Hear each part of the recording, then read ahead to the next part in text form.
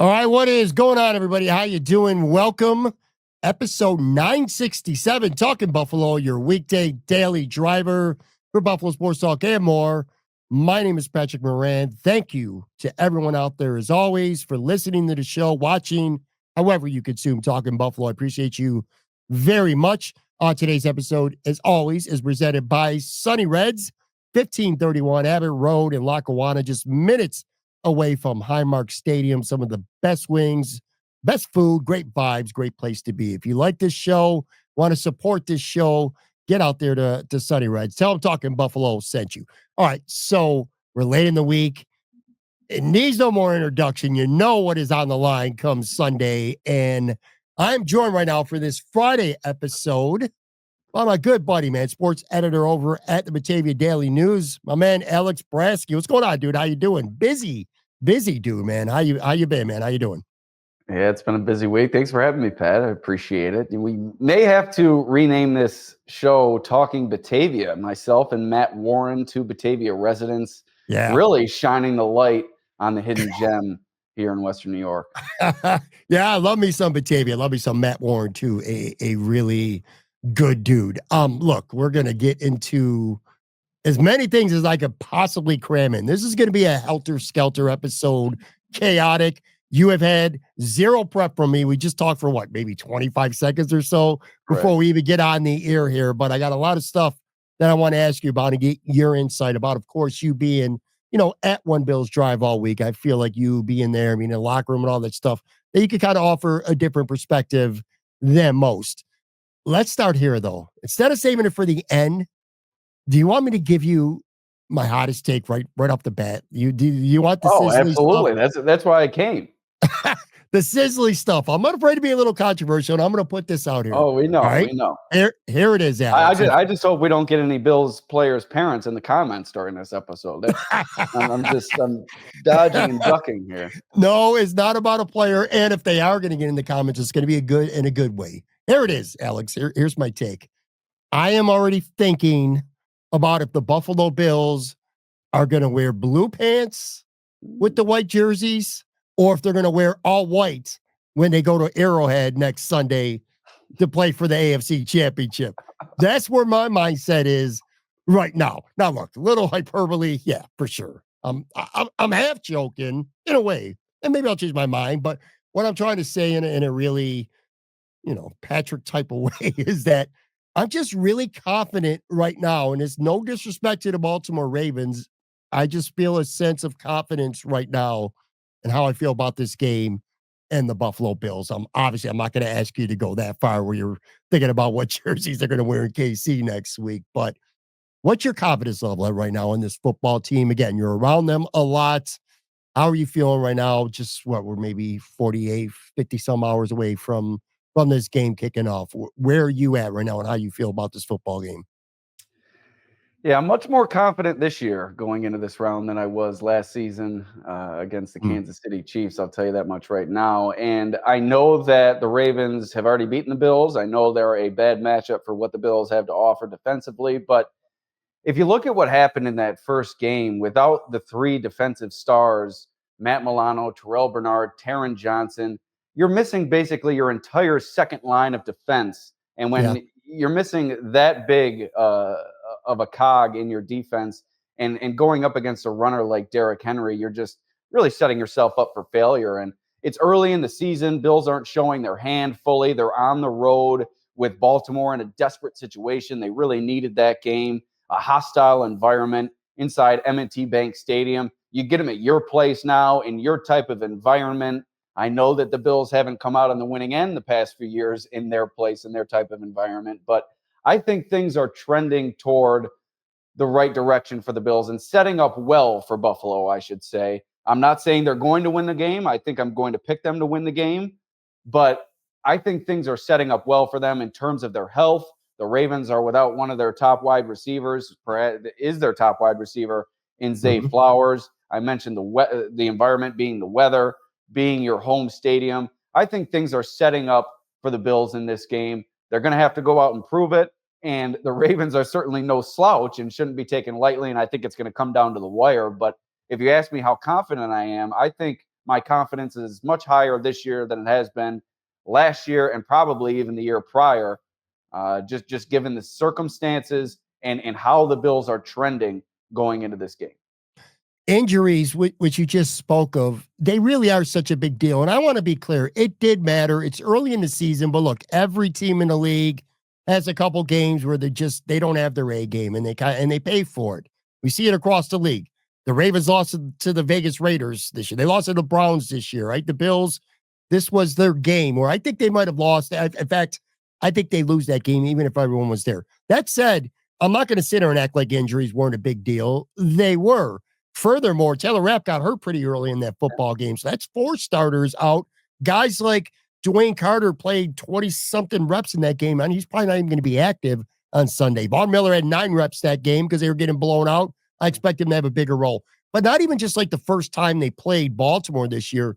You go back to last year, and maybe part of the reason why you're a little more confident about the Bills, and a lot of people are this time around, is because you go back to that Kansas City game. First of all, you're playing the Kansas City Chiefs, the most battle-tested team in the league. But you look at the injury factor in that game last year, this time, divisional round. No Terrell Bernard, no Christian Benford, no Gabe Davis on the offensive side of the ball. Matt Milano, of course, was on IR, so he didn't play. Daquan Jones was a shell of himself, and he was a key of what the Bills did last season. Maybe not as key this season. Sure. Going into that 100%. game, he was just coming back from injury.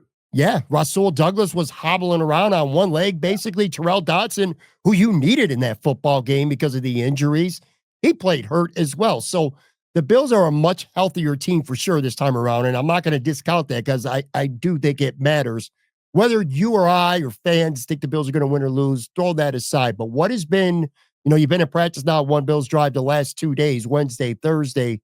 What's the vibe felt like amongst the team, the coaches, the players, being there yourself? What have been your takeaways in terms of vibe? Is there anxiety? They feel a little bit loose. What are you seeing?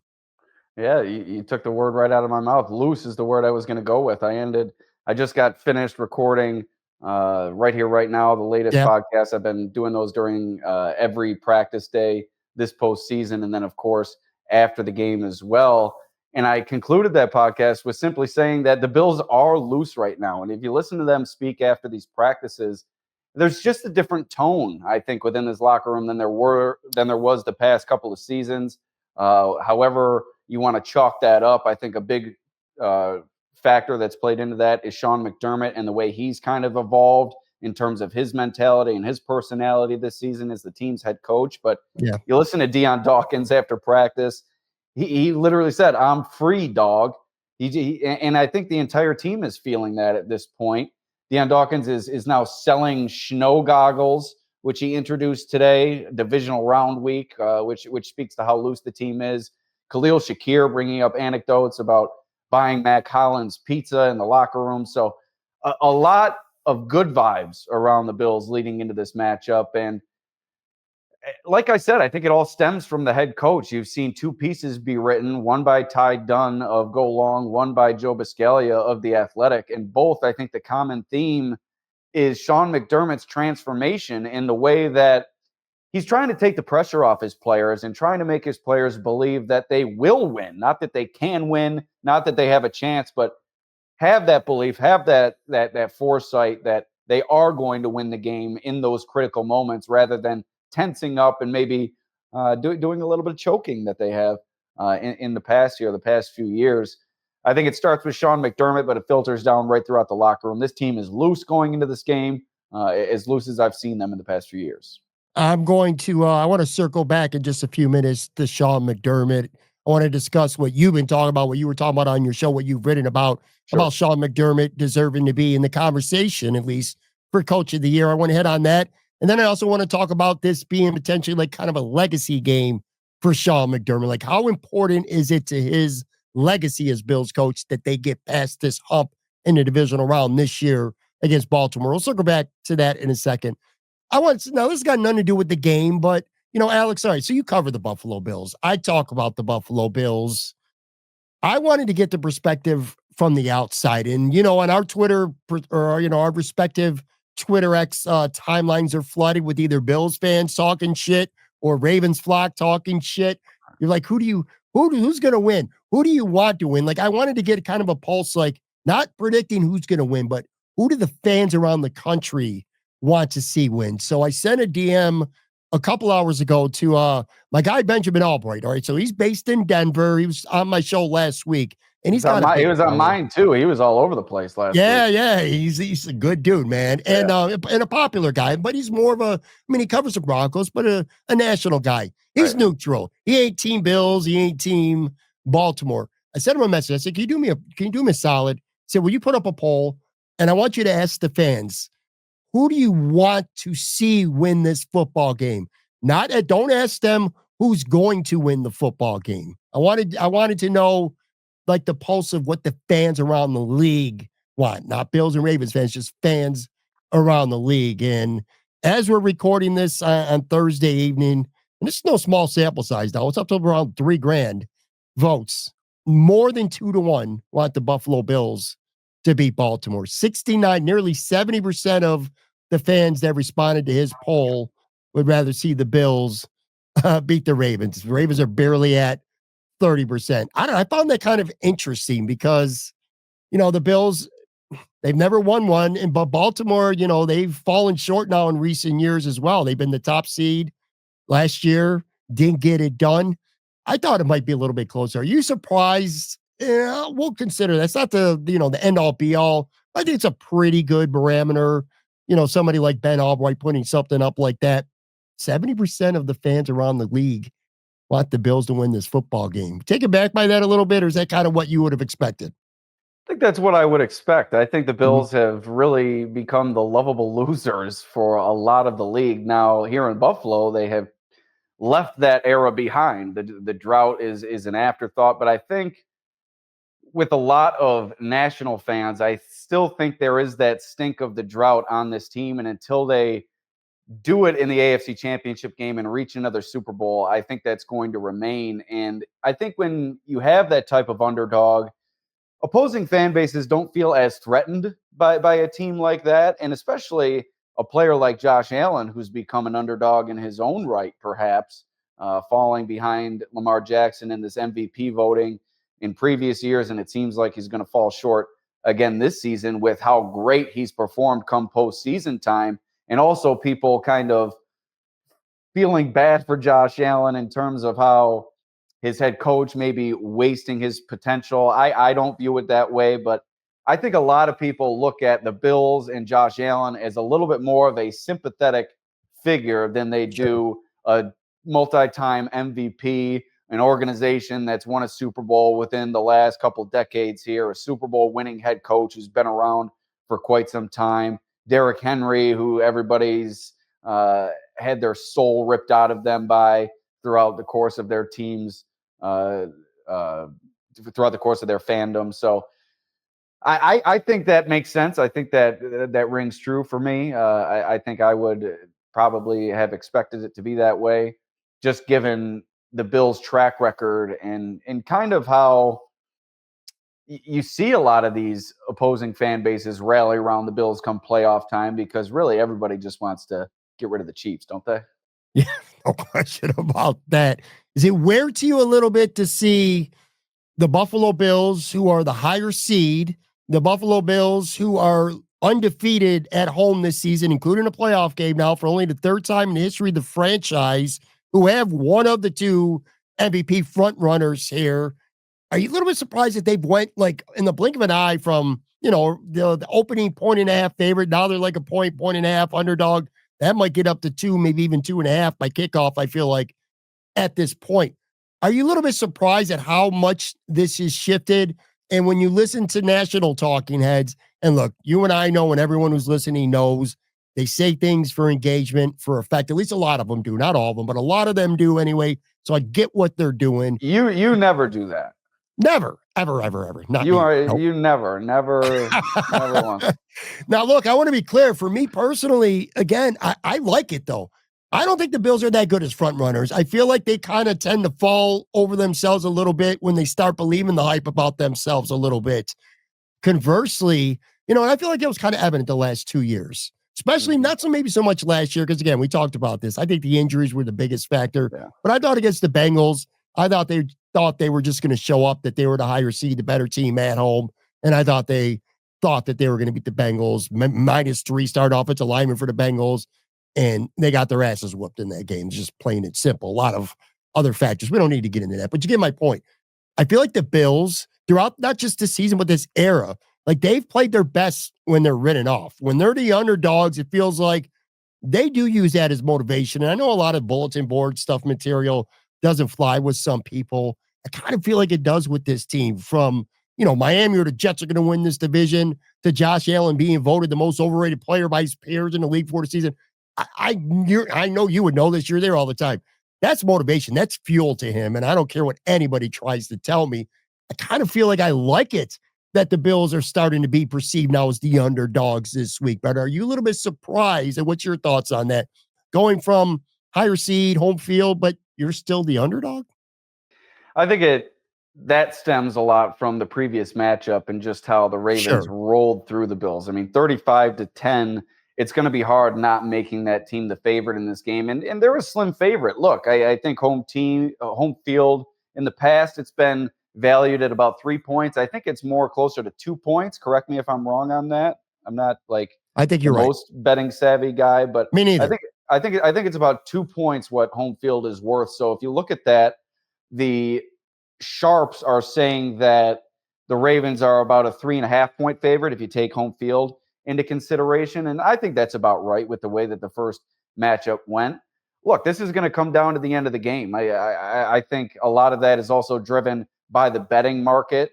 But when you talk about the Bills being an underdog, I tweeted this out, I think after this past week's game. You look at Josh Allen. I think that a lot of that's really, it goes from the head of the snake on down. And he was really elevated into lofty status these past few years, on the cover of Madden, going into the season, an MVP frontrunner, the Bills being a Super Bowl favorite with him at the forefront, becoming a face of the league. And I think what's happened this year with the beginning of the season, him being voted the most overrated player, with the whole non-all-pro first team for him and nobody else on the Bills, him likely not going to win the MVP over Lamar Jackson, that's definitely going to stick in a player like that's craw. And I think it reverts him back to where he comes from. If you look at the beginning of his career, all the way back to his college days and his high school days, he had to send out DMs and emails to coaches just to get their attention. So I think he's a lot more comfortable playing that underdog role. And you spoke on it with the Bills. I think a lot of that follows suit with this team. Deion Dawkins speaking after this past week's game about how he was hurt by not receiving all-pro honors this year. I think he really thought those were coming his way. Same with James Cook in the Pro Bowl. So I think there's a lot of reason to have a chip on this team's shoulder, and I think they're going to play with one come this weekend. I want to take a real quick break, come back on the other side. Alex Brasky, I want to talk about Sean McDermott for a few, get to a couple other things as well. A legacy game, potentially, at least anyway, for Sean McDermott.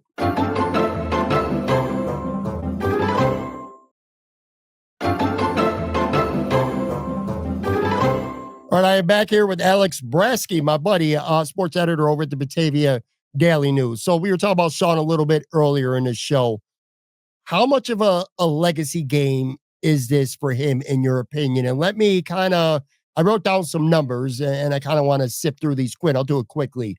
But to get to him, so Sean McDermott in the playoffs, okay? He's 6-6 in the playoffs, but he's won at least one playoff game in 5 straight years. But he's also lost in the divisional round now 3 straight years. And a lot of people have compared him through the years now to Marty Schottenheimer. So I want to do a little bit of research. And I'm like, you know what?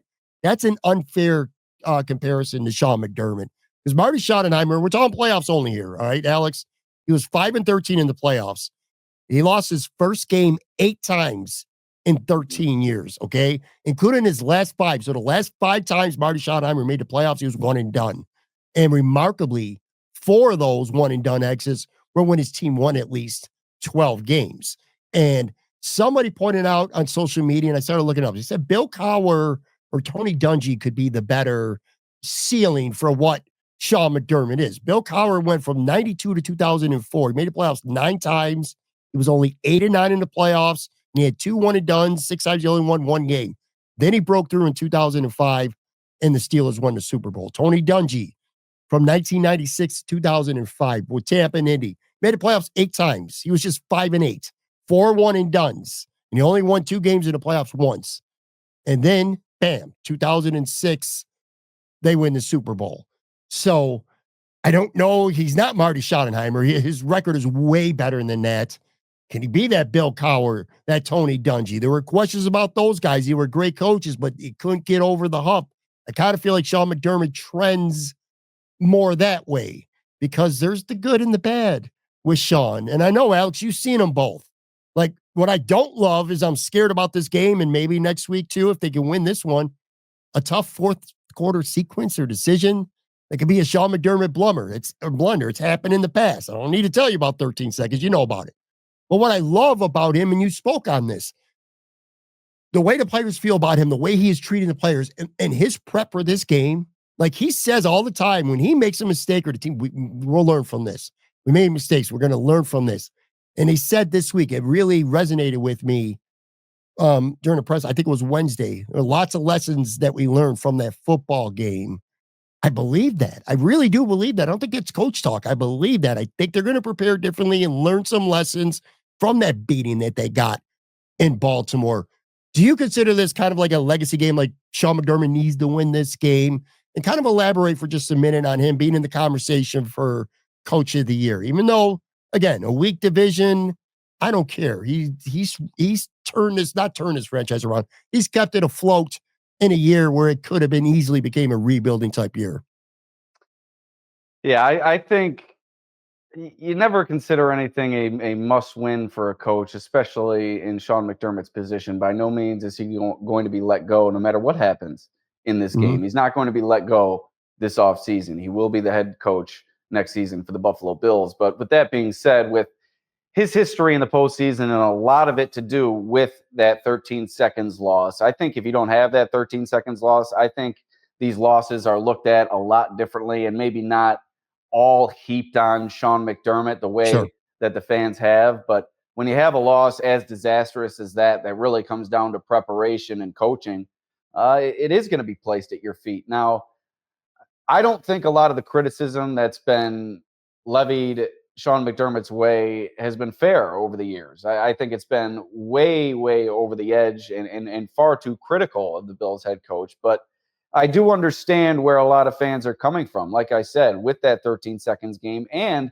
the way that Josh Allen has performed so exceptionally in the postseason. And it seems like whenever Josh Allen puts this team in position at the end of the game to win, the defense can really just never shut the door. And that's Sean McDermott's bag. It's defense. This defense has never had a big, long list of superstars. It's come down to really a collective effort and playing within the system. And the system has not worked come postseason time in a lot of these circumstances. So it may not be fair in my eyes to place it all at Sean McDermott's feet, but I can certainly understand why some fans would do so. And considering that, I think this is as close to a must win for him in terms of the public eye as you could get. I think a win in this game, especially if the defense comes up big, could really change the narrative. If they're able to limit Lamar Jackson like they did in that first matchup, the first time they met in the divisional round 4 years ago, to the day, actually, Taron Johnson recording that pick six. If you can limit him the way you did in that game, that can really go a long way for Sean McDermott. Now, you'll still have to beat the Chiefs. I still think if they fall in that round, there will be fans still holding that over his head. But if you go into this game as an underdog at home with the way that the expectations were brought down to begin this season, and if you can beat what I expect to be the MVP, Derrick Henry, when everybody, it seems like in the national media, is picking against you, I think that would go a long way for Sean McDermott. And like you said, it could be a legacy game. I don't usually use that term, but it's a good term in this situation, I guess. It could be a legacy game for Sean McDermott. I respect how you have, even during his worst times, you've been an advocate to some extent with Sean McDermott. I do think sometimes people pile on and it's excessive. and it's the low-hanging fruit. You know, the team's not playing well or something's not going right. It's always just blame the coach. Sometimes it's deserved, sometimes it's not. Sean McDermott in the regular season has been incredible. I mean, 8 years with this team, 7 times he's been in the playoffs, 5 division titles. His winning percentage is better than Andy Reid and Tomlin, John Harbaugh, who's coaching against Sunday, McVay, Gibbs, Cowher, Belichick. I got to hold this and keep going on. His winning percentage is incredible. And he's had this team ready to play. And I know a lot of people criticize and they're like, well, you know, a lot of his victories come against shit teams or rookie quarterbacks. Well, guess what? You win those games that you're supposed to win, and that's how you win division titles. That's how you get the second seed. That's why you're playing in Orchard Park instead of Baltimore, because they didn't lose at home to the Vegas Raiders. They didn't lose it to Cleveland Browns. That's why this game is in Orchard Park instead of being in Baltimore. And you look at those playoffs, the last 4 losses. Do you agree with this? I put 1.5 of those games on Sean McDermott. I put 13 seconds remains to me the worst gag job in the history of the NFL and coaching. It's just inexcusable, and no one will ever convince me otherwise. And I think the Bengals game, I put half of it on him. I thought that team came out cocky, just not ready to play. Maybe not cocky, but they weren't ready to play. But you could also say, look what they went through all season long, all the shit, the weather, Damar Hamlin. That's tough. Last year, I don't put it on him. I will die on the hill that if forget all the other injuries. If Terrell Bernard plays that football game, the Bills beat the Chiefs instead of AJ Klein. I'll die on that hill. I don't blame him for the fake punt. It didn't work. Be aggressive. I'm okay with that. And then 2020, when they lost to the Chiefs, I just don't think they were the better team. They weren't ready at that time. 13 seconds aside, you kind of feel like Sean gets a little bit of an unfair shake for some of the Bills' failures. Like, Sure. I'm much more prone to point the finger at Ed Oliver and some other Diggs and a few other star players that have really come up short in elimination games than Sean. For sure. After a game like that, he's received all the blame for pretty much every single one of the Bills' losses, whether it be in the regular season or the playoffs. And look, I am not a coach defender, but I do side on sometimes you just have to look at the players and hold them accountable. They're the ones out there enacting the coach's instructions. And I think in 13 seconds, like I said, I think that is a product of poor preparation, poor coaching, poor whatever you want to say. I think it comes from the sideline in that situation. But to get dominated the way that they did against the Bengals, and then last year, just some injuries cropping up, I think Sean McDermott does get an unfair shake. And you asked me about the Coach of the Year discussion. Look at who's in the Coach of the Year conversation. You have 2 great candidates, Dan Quinn, what he's done with the Washington Commanders, Kevin O'Connell leading Sam Darnold somehow back to life there in Minnesota. But you look at Dan Campbell and you look at Andy Reid, 2 of the others in the top 5 in terms of odds. And I'm not sure what they've done that is more impressive than what Sean McDermott has done. Dan Campbell has really continued on what the Lions set forth last season. And Andy Reid, for the same matter, has continued on what the Chiefs has set forth the past number of years. What Sean McDermott has done is taken a team with sizable changeover on the roster and 2 new full-time coordinators entering this season, and he's taken them to another divisional title. Like you said, it is kind of a weak division, but the way that they've done it, scoring 30 points a game, Josh Allen, an MVP season, and leading themselves into this game with a head full of steam, I think you have to consider Sean McDermott for the Coach of the Year, although he's not. He was awarded the Greasy Neal Award. I know that you've heard of that one, Pat. It's the 36th year that they've been awarding that, but I think he should get some Coach of the Year nod for sure. Yeah. Let me get to a couple other things before I get you out here real quick. Do you get a sense that the Bills are going to play this time around maybe more 4-3 looks than they did last time, which they did actually play a decent amount? Like I think it was like maybe 25% of the time. Yeah, that's actually, it's kind of a lot. But here's the difference. I don't know. I don't know how you could get more than that, but go ahead. I get your point. Let me rephrase that from more to more effectively. Yeah, because I do remember that first game, and again, injuries were a big factor. Yeah, think about the 3 linebackers: Dorian Williams, Nicholas Moreau, Balin Spector. You had Nicholas Moreau on the field trying to defend. They went Derrick after him Henry right away. They didn't start the game out in a 4-3. They gave up the first play, the 87-yard touchdown to Henry. They were only in a nickel. They started playing more 4-3, and as soon as Moran came on the field, they literally, quite literally, started attacking him at will. It was bad. But this time around, you got Bernard, you got Milano, and I'm going to surely assume that Dorian Williams is going to get that look in that third linebacker role. Big, physical, athletic dude. They know they're doing it. I'm sure they've been practicing it this week. You expect to see a good amount of 4-3 looks. It sucks in a way because you're getting Toronto off the field when most of the time, if you're doing that, but I feel like you got to be bigger and more physical up front when you're playing a team like the Ravens, which, by the way, Dan Orlovsky put out a stat. It blew my mind. I didn't realize it. Against Pittsburgh last week, Derrick Henry ran 18 times for 146 yards on first downs. That happens again on Sunday. That's a wrap. This game's over. The Bills ain't winning. So it's a tough way, you get to run off the field, but you got to get more 4-3 looks against this team, don't you?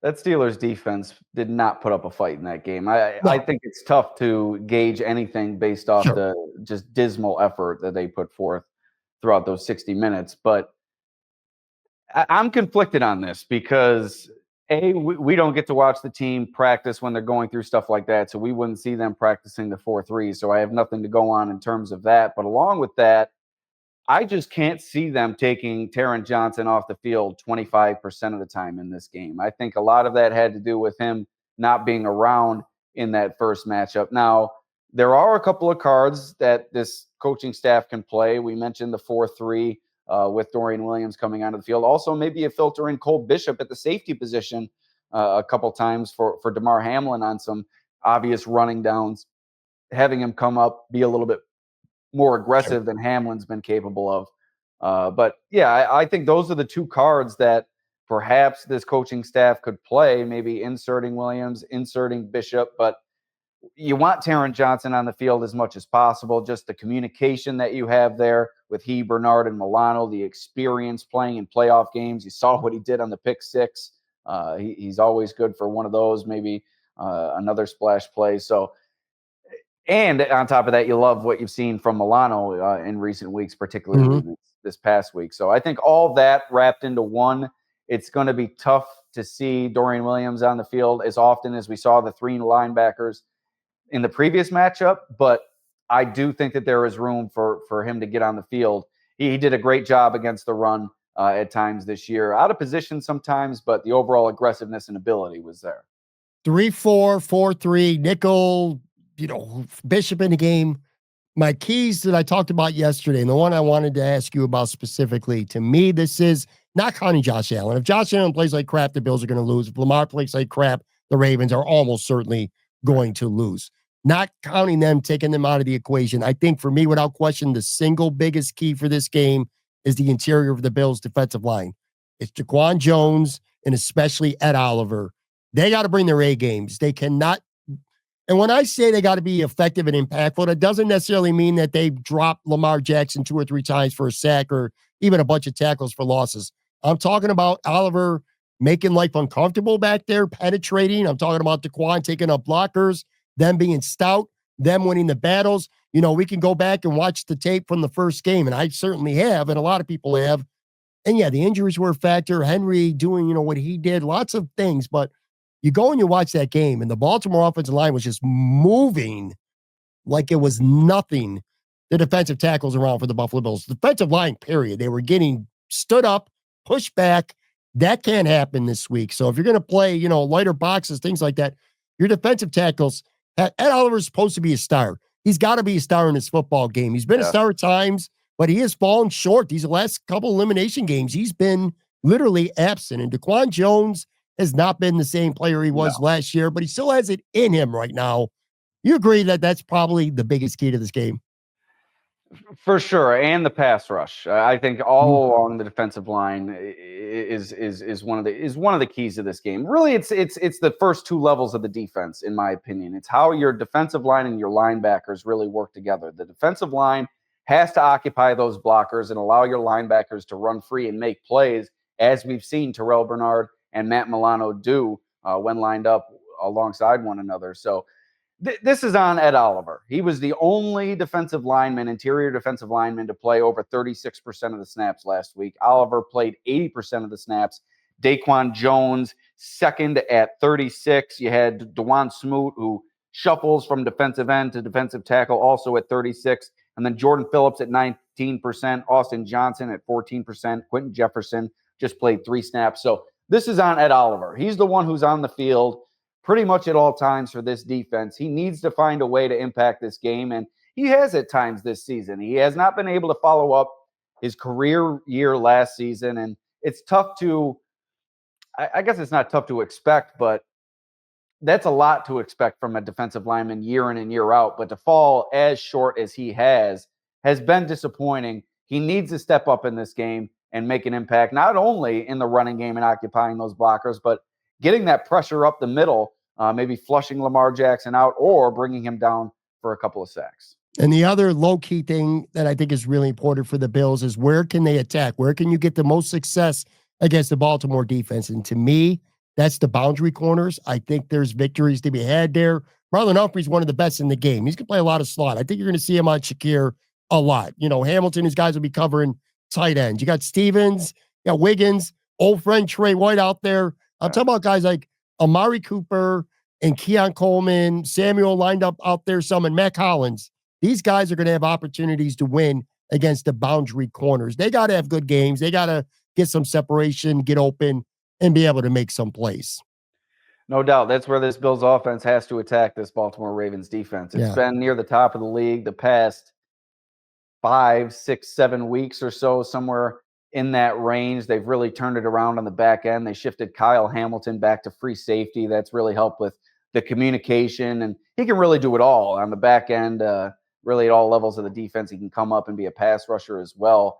Making that move has really transformed their defense, but you're right. They are weak on the outside, especially that one corner, Brandon Stevens and Trey White mixing in on the opposite side of Marlon Humphrey. And this run defense has been the one constant for the Ravens' resistance all season. It's been, I think, the best run defense in the league. So I think in order for Josh Allen and company to get going, they're going to have to get off to a quicker start than they were able to against the Denver Broncos. You're not going to be able to ride James Cook the way that you were last game. Agreed, 100%. You're going to be in the press box. How much do you think that weather is going to be a factor? Saw a stat, Derrick Henry has never played when it's been lower than 22. Lamar Jackson has never played a game in his career where the temperature is lower than 27. Literally before we went on the air, I looked at the weather. It's supposed to be between 10 to 16 degrees. So you're talking, even best case, about 10, 11 degrees colder than he's ever played. No gloves. He doesn't wear gloves. He tried them. He said he can't use them. He's terrible throwing the ball. Do you think this weather could be a legitimate factor? We'll skip the Derrick Henry part. He's just a big physical dude. He'll be fine. But Lamar Jackson, do you think that weather potentially could be a legitimate factor, especially being on the road with a very loud crowd? I feel like that's got a chance to affect him, where Josh may or may not play well, but I don't think the weather is going to be a detriment to him. I don't think it'll be a detriment to Lamar either. He hasn't played in this cold of an atmosphere, but he is 3-1 all time when temperatures dip below freezing. So he isn't some player who goes into a shell like Tua Tagovailoa when the weather dips below 50 degrees. So he does have experience playing in some cold weather environments. I think he's missed a few of the Ravens games in the past where it has dipped near this temperature. He's been out due to injury, but I don't think it impacts him very much. And the reason why, there's not going to be heavy winds this weekend. It's going to be, I think, 5 to 10 mile per hour winds. It's going to be a still cold, which is very good news for Bills Mafia, who's going to be in attendance. I remember my days on the 300 level, and the wind, oh my God. Don't even get me started. The wind during the winter and the sun during the preseason. Up in that 300 level, it's like hell up there. You know, this is the first Bills team where I actually, look, I'm going to be on my couch. I'm going to be warm as shit. So sorry, fans, I don't care. And you're willing to sacrifice for your team, everyone who's listening right now. The colder it is, the shittier it is. I actually think it's better for the Bills. You're really asking for it from the fans. You already are looking ahead to the Chiefs game, so you're towing the line with the jinx there, and now you're taunting them if they have to sit out in the cold. They're gonna be coming after you. One last question before I get you out of here. I want you to give me an X factor on each side of the ball. I got two quick ones for you while you process that for a second. On the offensive side, I'm going to say Amari Cooper for reasons we just talked about. Stevens, Trey White, even Wiggins. I think there's opportunities there. I don't think you're going to be able to run the football at nowhere near as successfully as you did against Denver. I just think there's going to be opportunities there for Amari Cooper to have that game. We thought they were coming last week. They were saving Amari for the playoffs. Well, like maybe they're saving them for the divisional round because they sure as shit didn't need them last week. And then on the defensive side of the ball, it's a couple guys who are going to have this responsibility, but Taylor Rapp has had two bad games in a row to me, and he's going to be probably trying to cover a lot. Andrews are likely two really good tight ends who I am concerned about deeply when it comes. I know Bateman's a good receiver, and I'm assuming Flowers don't play. I ain't worried about them. They're not going to beat you for 4 quarters. Likely, and especially Mark Andrews, they find the end zone. They find those seams. So Taylor Rapp needs to be good. So I'm going Cooper and Taylor Rapp. What do you got? On the defensive side of the ball, I'm going to go with a unit on both sides of the balls. On both sides of the ball. I hope that's not a cop out in your eyes. That's right. I'm going to go linebackers on the defensive side of the ball. I think you have to fly around in this game. You have to get to the edges. You can't let Lamar Jackson get out in space. And you have to bring Derrick Henry down before he reaches that third level of the defense. If Derrick Henry's running through DeMar Hamlin, as Sean McDermott said yesterday, good luck. Good luck. So yeah.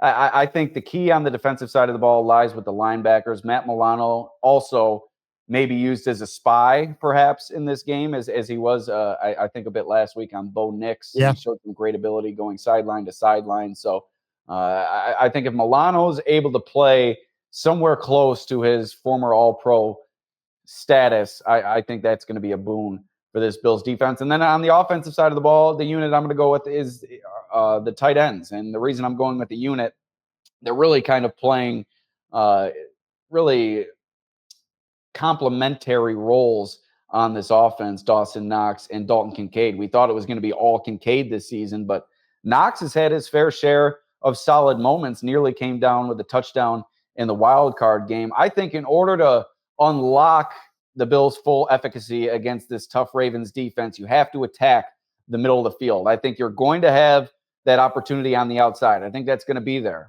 attacking Brandon Stevens and maybe a little bit of Trey White. I think if you're able to get some big gains down the seam, I think that could do a lot for this running game. Not that you're going to be able to rely on it, but you have to be able to do multiple things against this defense. I like that you brought up tight ends too, because Dawson Knox actually played more in the wild card round than Dalton Kincaid did. Let's end with this. I'm not going to ask you for a prediction. If you decide to do a prediction, you'll be doing it on your show or your social media, or you'll be putting it in a column for your Batavia Daily News. So I won't hold you to a prediction now. But here's what I will do. We'll put it this way. We'll say if. So you can't be accused of being part of the jinx. If the Buffalo Bills are fortunate enough to defeat the Baltimore Ravens on Sunday, what uniform are they going with in Arrowhead? Because I wasn't joking at the beginning. I'm really thinking about that. White on white or white on blue for the pants. So if the Bills are to win, and I want to hold you and let you be accused of looking past Baltimore, you can leave that to me. But what are they going with if they win? I would guess white on blue, because don't the Chiefs go red on white at home? Yeah. They could go double red. They could go red on red. No, I don't think they ever go red on red. I think they go red on white or white on red.